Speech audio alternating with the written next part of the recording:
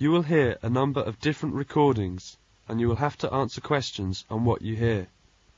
There will be time for you to read the instructions and questions, and you will have a chance to check your work.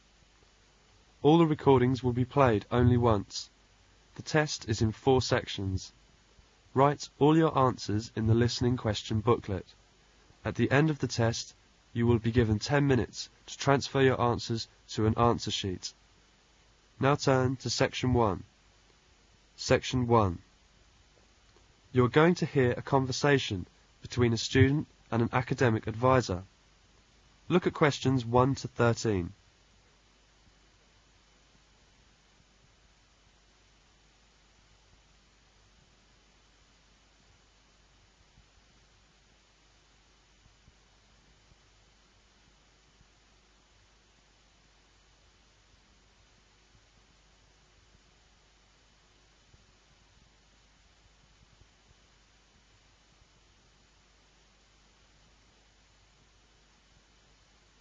Now listen to the conversation and answer questions 1 to 13.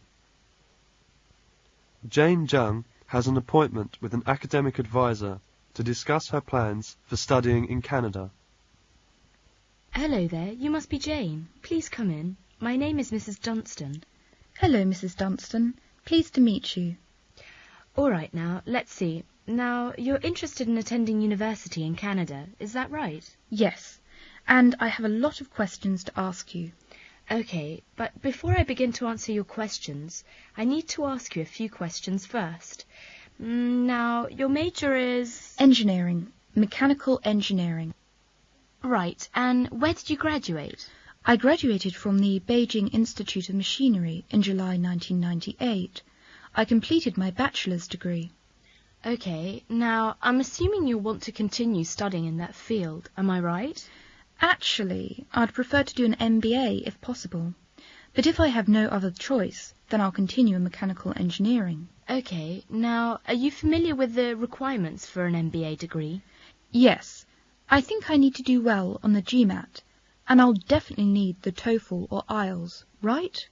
That's right, you'll need at least 600 on the TOEFL or 6.5 on IELTS. In addition, you need to have completed a bachelor's degree too. Did you take the GMAT yet? No, but I plan to take it in August. The requirements for a master's degree in engineering are a little different. You'll need to take the GRE and of course the TOEFL or IELTS. I see. And when do I start to apply? The best time to start the application process is in November or December of the year prior to your intended year of study. Application forms are usually available in September or October. Which schools in Canada offer the MBA degree? Of the approximately 50 universities in Canada, 20 offer an MBA. Here's a small booklet summarising Canadian university programs. You'll find all the information on page 22. Great, thanks.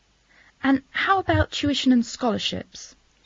Tuition for MBA programs has been steadily increasing. Some universities now charge the full tuition, meaning that there is no government subsidy. Those universities cost about $10,000 per year, and it's a 2-year program. Other universities are still government subsidized, so the tuition is only about $4,500 per year. In terms of scholarships, usually the top 5 students entering the MBA program are given a generous scholarship.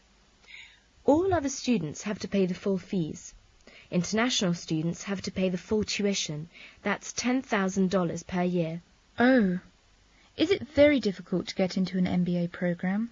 Yes. In fact, the competition is very strong. MBA graduates have a pretty easy time finding a job, so many students are eager to do the program thinking it will guarantee them success in their careers. Well, it sure does sound like an excellent way to start a promising future. What is the school year like? Classes begin in September each year and finish before Christmas. They resume after New Year and finish at the end of April. And after April? Why, that's your summer holiday. Sounds great. I want to thank you, Mrs. Dustin, for all your help. I really do appreciate it. You're very welcome. And if you have any other questions, please feel free to contact me. You know my number, right? I sure do. Thanks very much. Goodbye. That is the end of section 1. You will have half a minute to check your answers.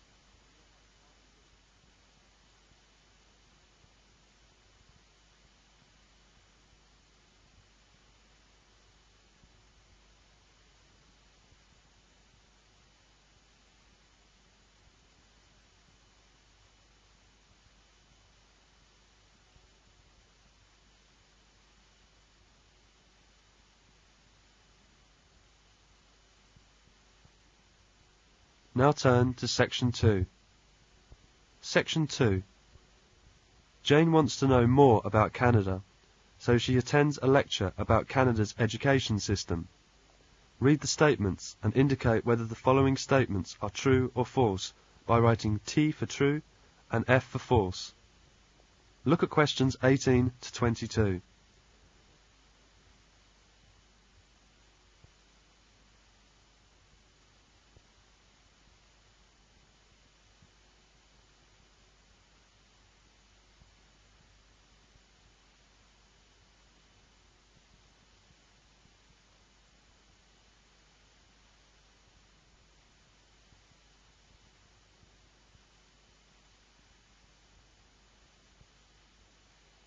Now listen to the lecture and answer questions 18 to 22. Good morning. Today I'd like to continue our series, Talks about Canada. This morning I will talk about Canada's education system. In Canada, students have many opportunities for education. Canadian children start attending kindergarten at age 5. From ages 6 to 12, children study in grades 1 to 6 at elementary school. When students are approximately 13 and 14 years old, they attend grades 7 and 8 in junior high school. And from age 15 to 18 or 19, they go to high school, starting with grade 9 and ending with grade 12. The Canadian government provides free public education for all students aged 5 to 18 or 19, or from kindergarten to grade 12. All children must attend school until they are at least 16 years old. From kindergarten to grade 12, the school year begins in early June. The school year for college students starts in early September and ends in May. For university students, classes begin in mid-September and end at the end of April. All students have 2 weeks of holidays during Christmas and New Year, as well as 1 week of holiday in February or March. The Canadian education system aims to be student-centred, that is, it focuses primarily on the needs of the students, and strives to meet those needs. In addition, some of the important goals of education include teaching children to be creative, to use critical thinking skills when solving problems, and to work both independently as well as in a team. Honesty and integrity are also highly valued in Canadian education, and offenders face very serious consequences. The classroom is an active place. Students are encouraged and expected to participate in class discussions and activities. The teacher plans his or her lessons so that each student can learn. This sometimes requires much adaptation in teaching methodology, as the teacher endeavours to teach students in the way they learn best. From kindergarten to grade 6, students follow the same basic curriculum. Starting in grade 7, students must study a common curriculum, but they have the portion of choosing a few, various elective courses, according to their likes and interests. In high school, about 60% of the curriculum are mandatory, which means that all students must take the same courses. This also means that students are given the freedom to choose 40% of their courses. The courses chosen by each student will vary greatly, and will depend on the student's intended career goals. After completing high school, many students will continue their education at college or university. This is called post-secondary education, and although it's subsidised by the Canadian government, students must pay tuition fees. there is no national entrance examination for college and university admission. Students are admitted to college or university based on their high school grades. Canadian students have many chances to enter university, even if they don't do well in their high school studies.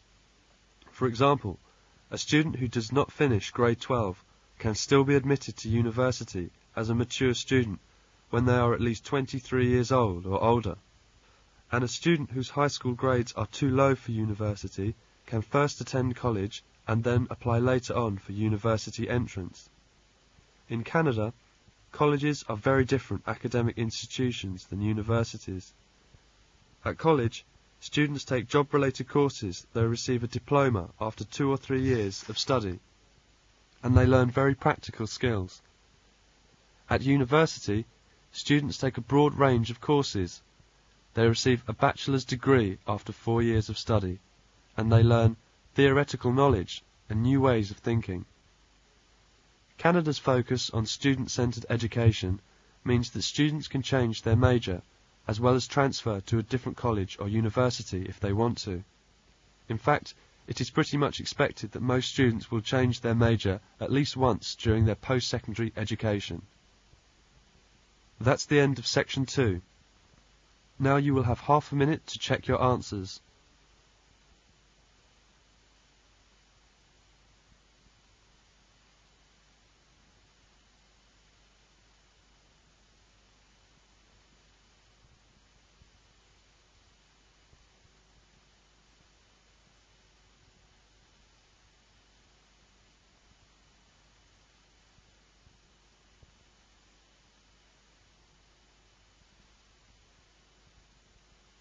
Now turn to Section 3.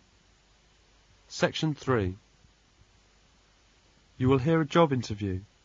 As you listen to the interview after questions 23 to 30, first look at questions 23 to 30.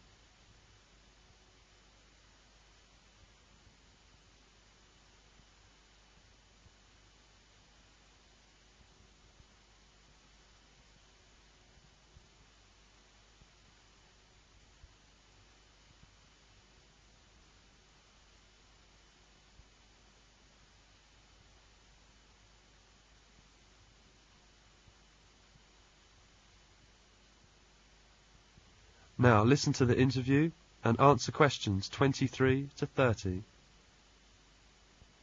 Good morning. My name is Susan Smith. I'm a personal manager.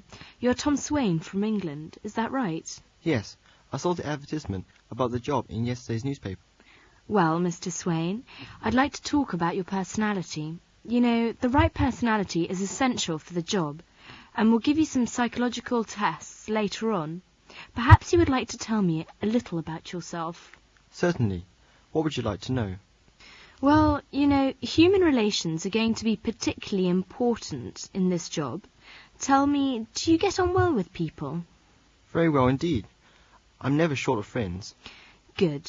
Sometimes, though, you may have to be very tough. For example, you may have to sack someone. Would you say that you're capable of being really hard? If something has to be done, I'll do it. You studied management sciences in the UK, didn't you? By the way, what type of degree did you get? A first class. And then you did a master's degree in America. Tell me, what was the title of your thesis? My thesis? Organizational Factors in Successful Exporting. Tell me, how many foreign languages do you speak? 3. French, Spanish, and some Arabic. Oh, I've started learning Japanese. You'll have to work abroad a lot, and that can be very frustrating sometimes. Would you say that you are a patient person? Yes, and I would say that I'm a very patient person. I've never seen the point in losing one's temper. It's very good. Can you keep a secret? A lot of the information you'll be dealing with will be classified. It will be quite safe with me. And then you'll have a lot of reports to write. Often under pressure. Do you think you can write for a deadline? I usually get things finished on time. The pressure often helps. Oh, and have you got a good memory? That's essential. I'm very good at remembering names and conversations, and I'm fairly good at facts and figures, but I can't remember places. Do you... That is the end of section 3. You will now have half a minute to check your answers.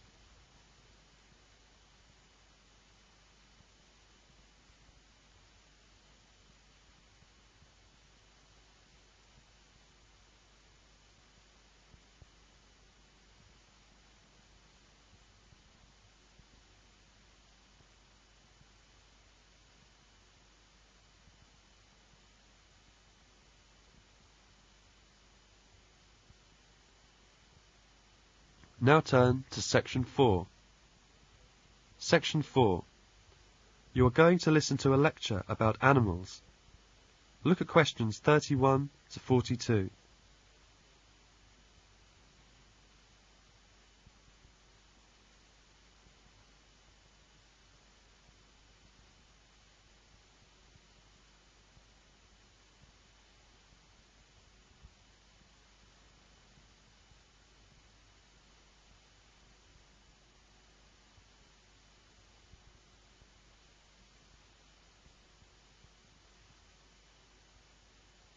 Now listen to the lecture and answer questions 31 to 42.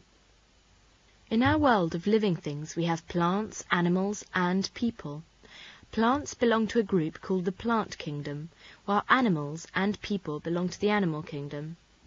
Look around you and you will see many different types of animals. Some animals are tiny, while others are very large. Some animals are soft and long, while others are hard and rounded. Different types of animals, which are alike in certain ways, are put into groups. Let us find out how animals are put into groups.